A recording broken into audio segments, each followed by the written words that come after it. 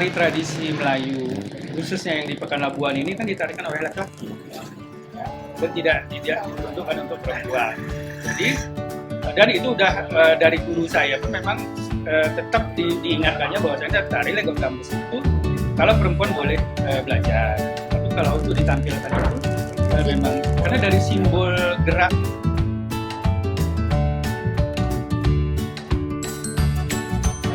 Ya, kita ketemu kembali sekali lagi di podcast Rumah Tari.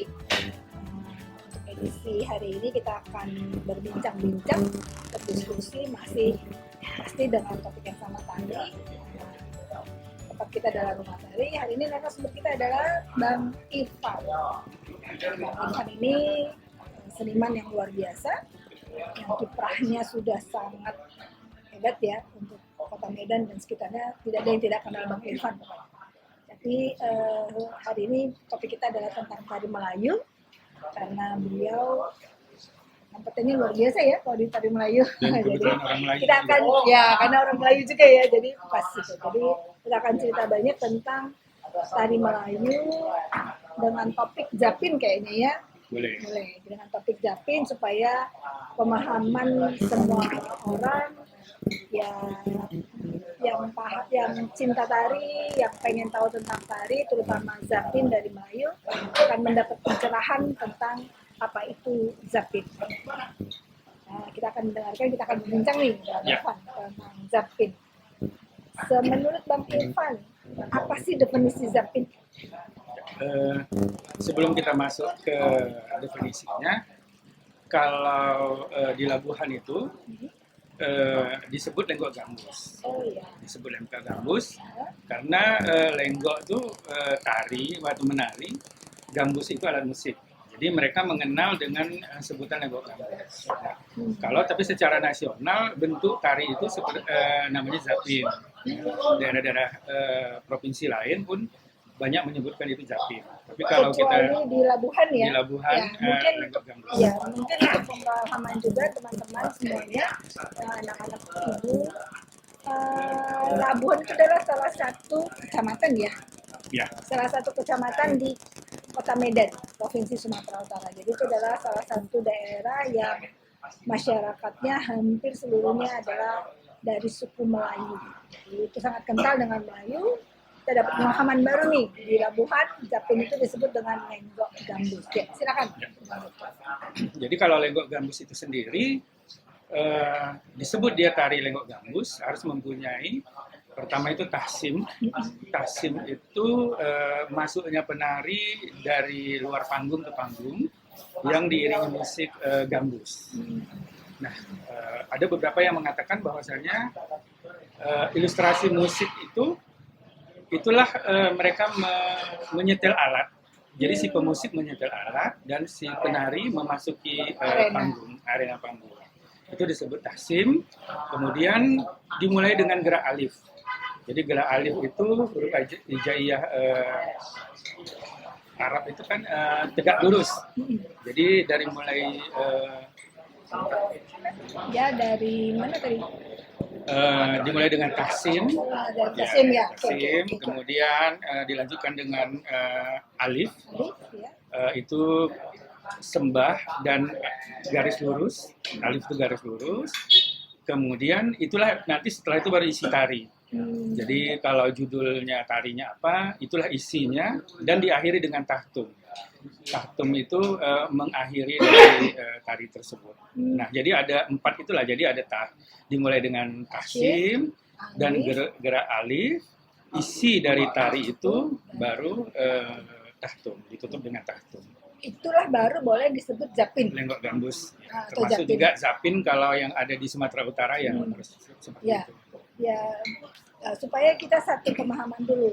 Sebuah tari layak disebut Zapin jika punya 4 elemen ini di dalamnya, gitu ya. Kalau untuk kreasi kami sudah sepakati tidak pun 4, mungkin 2 aja ada dalam tarinya sudah bisa kita sebut dia Zapin. Ya boleh yang mana aja, gitu kan? Boleh. Isi sudah pasti. Kemudian ya tahsim misalnya dan ditutup dengan tahtum. Kalau isi itu kan berarti boleh, itu memang bagian dari keseluruhan Ya. ya, tapi berarti ada dua yang nggak boleh terlupakan. Ada tahyim, ada tahtum, atau ada alif, ada tahtum gitu-gitu ya. Baru boleh disebut sebagai zapin. Tari zapin. Karena sekarang tuh lebih banyak orang kalau musiknya zapin dia sebut tari zapin. Padahal Iya. bentuk tarinya belum tentu zapin. Iya. Karena dia memakai musik zapin, dia sebutlah tarinya zapin. Ya, Karena sehingga- pemahaman ini yang banyak Ya. belum banyak ketahuan. Ya itu makanya yang kita mau meluruskan di sini Ya. karena podcast karena rumah tari ini kan sebetulnya mau meluruskan pemahaman yang berbeda supaya menjadi searah, bahwa zapin itu adalah ini aturannya, baru boleh disebut zapin jika ada yang empat tadi. Di Labuhan sendiri, Bang, itu kan yang memang masyarakatnya Melayu banget ya, Ya. kental dengan Melayu banget. Apa sih yang ada nggak perbedaan yang signifikan ya antara Melayu, tari Melayu di Labuhan dengan tari Melayu di tempat lain, misalnya di Serdang atau bahkan Kota Medan gitu, ada nggak yang perbedaan yang besar? Kalau untuk zapin di Sumatera Utara ini kita hanya tiga lokasi, tiga tempat yang berbeda. Satu di Pekan Labuhan, yang kedua ada di Deli Serdang, tepatnya di Rantau Panjang dulunya, dan yang ketiga itu di Batubara. Itu yang jenis tari zapin, ya, jenis tari zapin. Tapi kalau kita sebut dengan tari Melayu yang tradisi, kita sangat banyak, beragam di Sumatera Utara ini. Ada 12 tari tradisi.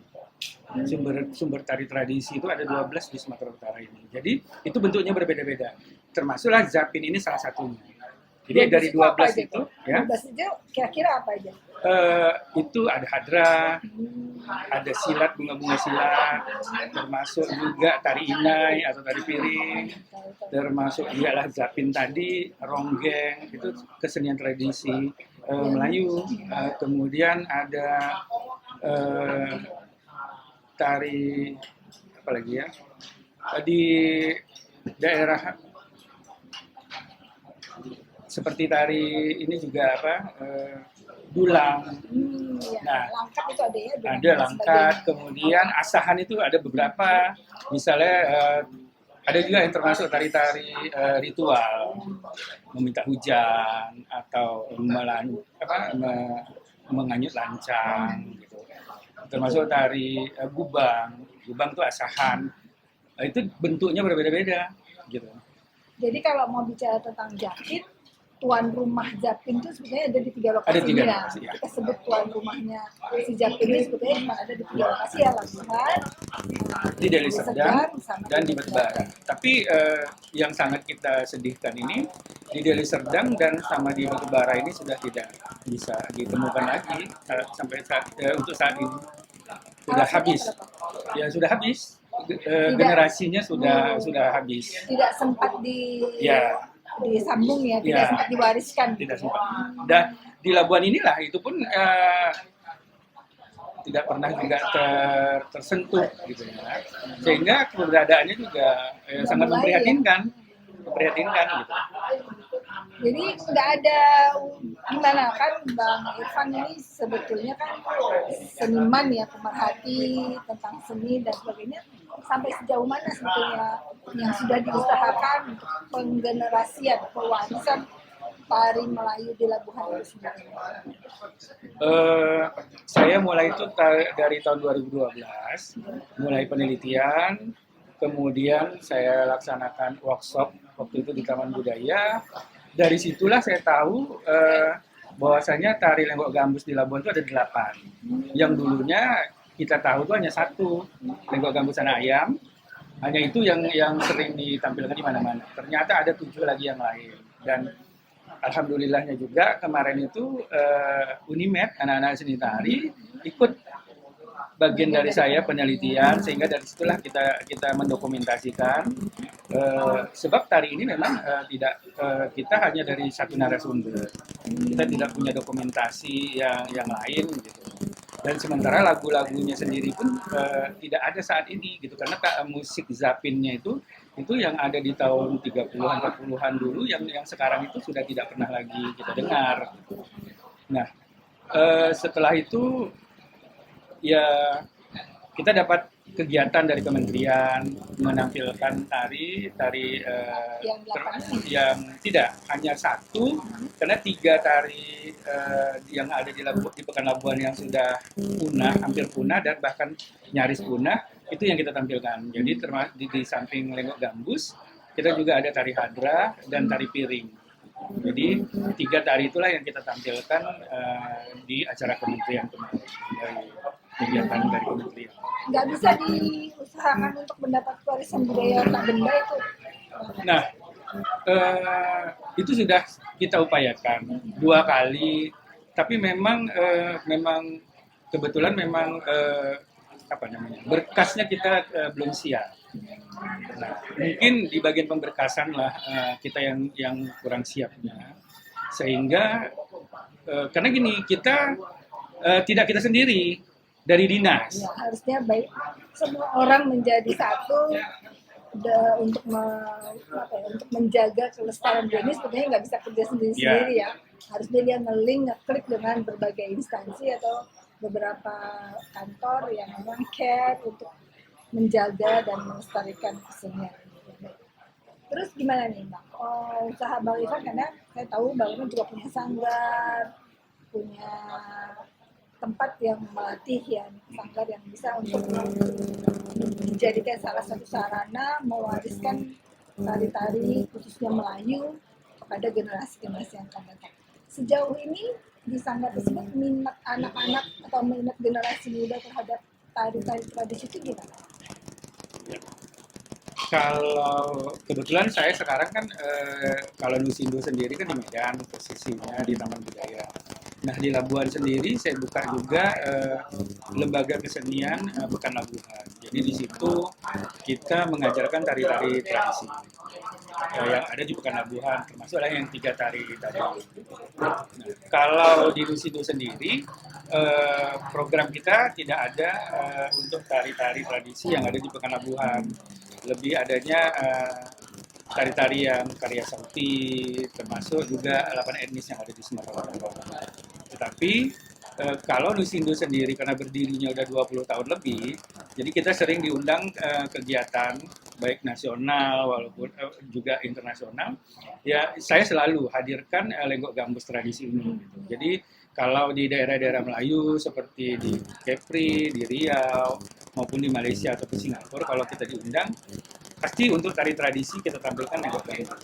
Jadi itulah usaha saya untuk memperkenalkan kembali tari lenggok gambus ini. Gitu. Supaya masyarakat tahu bahwasannya lenggok gambus itu tidak hanya lenggok gambus anak ayam seperti yang udah populer udah beberapa puluh tahun belakangan ini. Jadi saya populerkan satu persatu di setiap kegiatan, saya angkat satu-satu tari untuk dikenalkan ke masyarakat. Itu bagus juga ya, artinya itulah usaha kita selaku pelaku seni ini ya, supaya menjaga kelestarian tari tradisi yang ada di Sumatera Utara. Salah satunya Melayu, mungkin karena Bang Ivannya sangat kompeten di situ di bidang seni Melayu ya, jadi Melayu itu menjadi sesuatu yang paling berharga untuk dijaga gitu. Nah, tapi penggenerasi itu sejauh ini siswa-siswa yang belajar itu masih memang tertarik bisa menjadi satu dengan tari itu, atau ada unsur penolakannya, itu jangan saya dong, saya nggak mau deh gitu. Ya, memang banyak halangan dan rintangan udah pasti ya, karena kita kalau berbuat baik itu memang agak susah. Nah, ya kadang seperti itu, karena memang tari tradisi Melayu khususnya yang di Pekan Labuan ini kan ditarikan oleh laki-laki dan tidak diperuntukkan untuk perempuan. Jadi dan itu udah dari guru saya pun memang tetap diingatkannya bahwasanya tari lenggok gambus itu kalau perempuan boleh belajar, tapi kalau untuk ditampilkan itu memang karena dari simbol gerak tari sendiri itu memang menyatakan mereka itu laki-laki. Jadi kalau tari lenggok gambus itu dia tangannya genggam seperti ini. Nah, ini kalau dibalik dalam huruf hijaiyah Arab itu dia waw, huruf waw.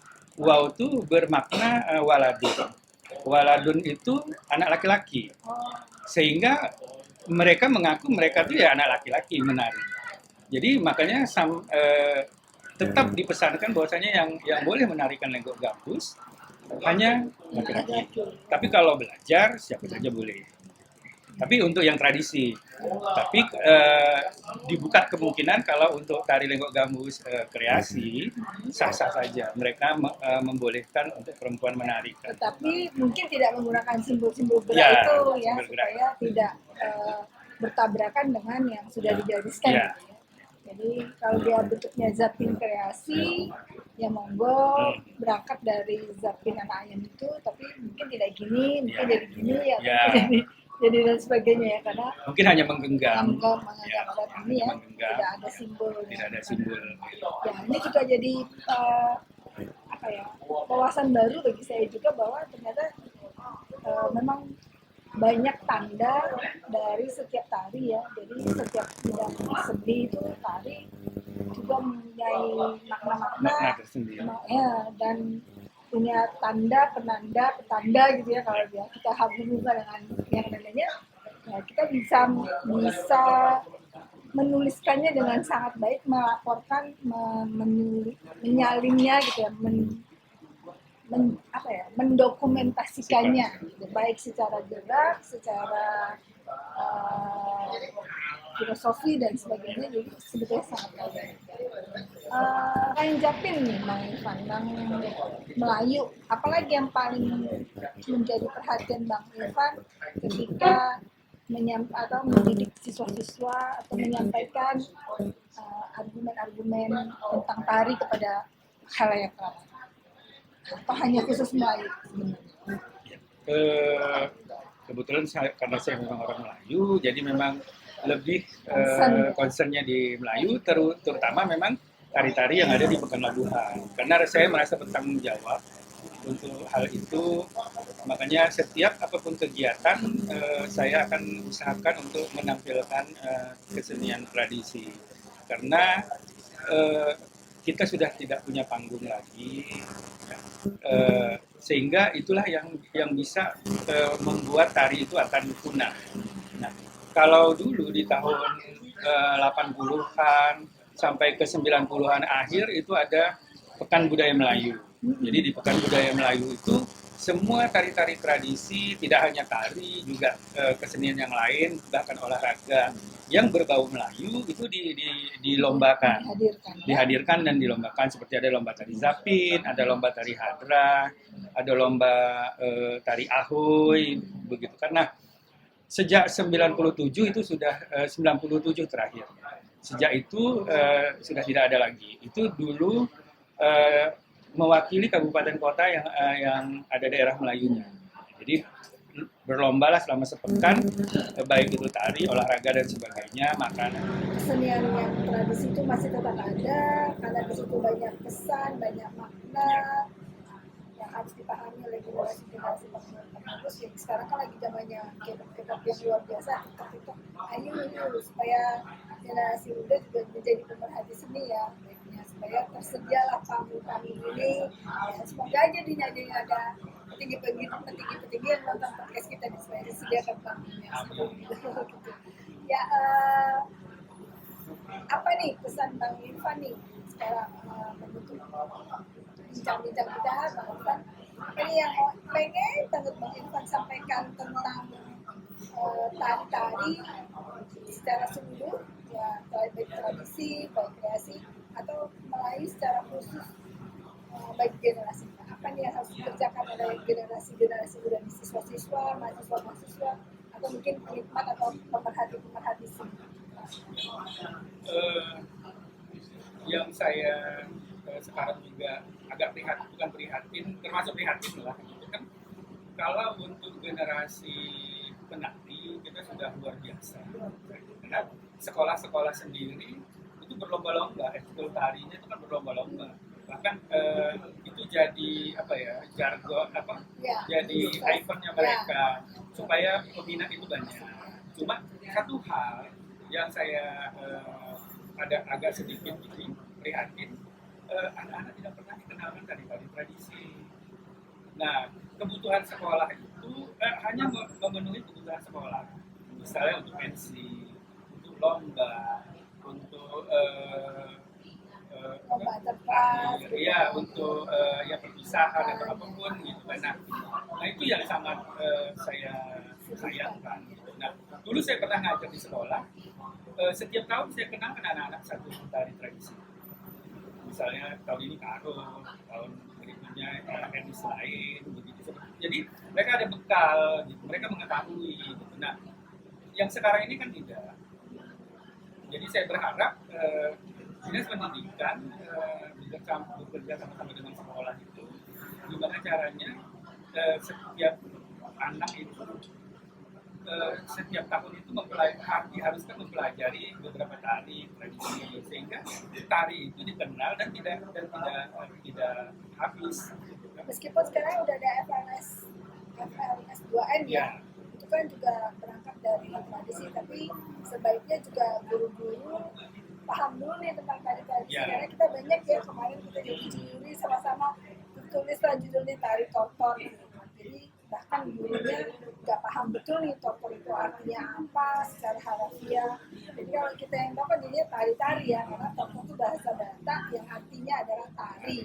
Terus dibuatlah judulnya tari tortor, jadi tari-tari gitu. Jadi mungkin bapak ibu guru yang memimpin di sekolah ini, karena kebetulan diharapkan juga menjadi bagian dari podcast Sumbatan ini, itu menjadi yang penting sebetulnya disampaikan juga ya kepada termasuk itu juga melestarikan tari tradisi. Saya berharapnya seperti itu. Jadi sumbernya harus tahu nih tari tradisi, kalau Batak harus begini supaya tidak keluar dari ranah Batak itu jika mau menggunakan dan sebagainya. Ya kita tutup mungkin ya, Mbak Irfan, terima kasih sudah bersama kami di podcast Rumah Tari. Terima kasih sudah bercerita banyak tentang Zapin dari etnis Melayu. Biarlah ini menjadi tambahan pemahaman kita, tambahan wawasan kita semua ini tentang Melayu, tentang Zapin bagi kita semua. Terima kasih, sampai bertemu kembali di